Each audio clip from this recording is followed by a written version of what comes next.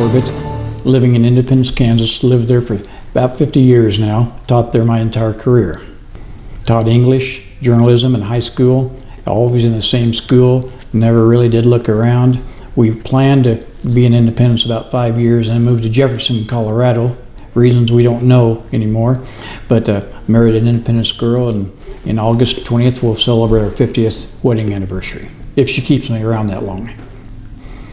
A red truck pulled up in front of my house and a good friend stepped out, and I went out to meet him, and he said, "Got something to tell you." And this didn't sound good to me. He said, "You've been selected for the Kansas State Teachers Hall of Fame." And my first thought is, you gotta be kidding me.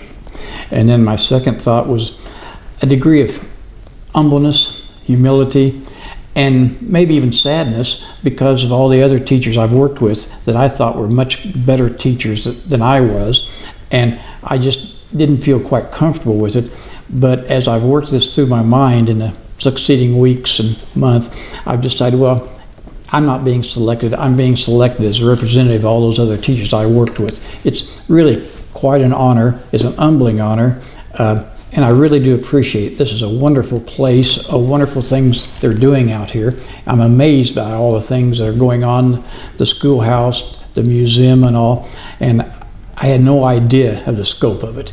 I'm very appreciative and still very surprised. Teacher going in the classroom for the first time, I have to reflect on my own experience. I walked in the first day, 22 years old, scared to death. I had my lesson plans made out. And I'm honest to goodness, I'm sure I taught everything in that last lesson plan book for the first week, the first day. I think I talked so fast that I was scared they'd ask me a question. And I'm sure the kids went home that night and their parents said, "How about that new teacher?" And the kids all said, "I didn't understand anything he said." Well, then I went back and slowed down. In going in the classroom, one thing I like to emphasize, you have to care for the kids. Care for the kids, care for the subject, and what I consider the process of learning. And you have to be really flexible. You have to be true to the profession, never embarrass yourself, although I did many times in the classroom inadvertently, I'm sure. But you have to really love the kids. You have to look after them. They'll make you cry sometimes. They'll make you laugh. They'll make you mad. You can't show it when you're mad.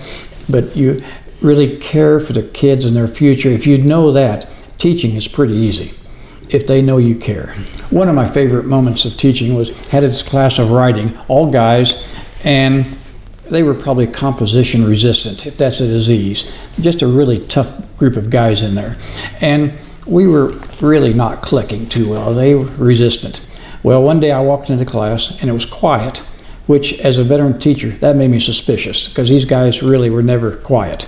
And so I walked around the room, looked in front of the desk, see if they put a Playboy bunny picture on there, the other things they might have been, didn't see anything. Went to my desk, stood behind it.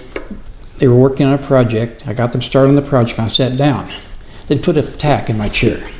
So I sat there and kind of rotated to one side. During the class period, kids came up and looked around my desk. Kids who'd never brought a pencil to class came up to sharpen it, see what happened.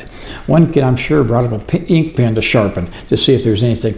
Class was over. They went by their way and they kind of looked, what happened? What happened? I went home at noon, changed my underwear because I bled through it. The next day I came to class and they came in and I said, "Hey guys, there's something I need to tell you. If you're going to do something, you really need to do it right." And I reached into my desk drawer and I had a railroad spike. And I put it up there for them to see. They broke out in laughter. And from then on, they were my best friends because I think they thought I was a heathen just like they were. And we got more done probably in the last half of the semester than I would have the full semester of most classes. Another favorite experience, this is a little bit outside of class, a student of mine was wanting to quit school. And he had a tough life, tough parents, just not made for school. He's downtown looking for a job. And the business owner down there was talking to him and told him, "Jimmy, you've got to go to school. You got to stay in school. You'll be stuck if you don't go to school." And he said, "There's got to be somebody there that you kind of like." And I'm going to clean this up a little bit. Well, he said, "That son of a gun Torbett's okay." And that's probably one of the nicest things that student ever said to me.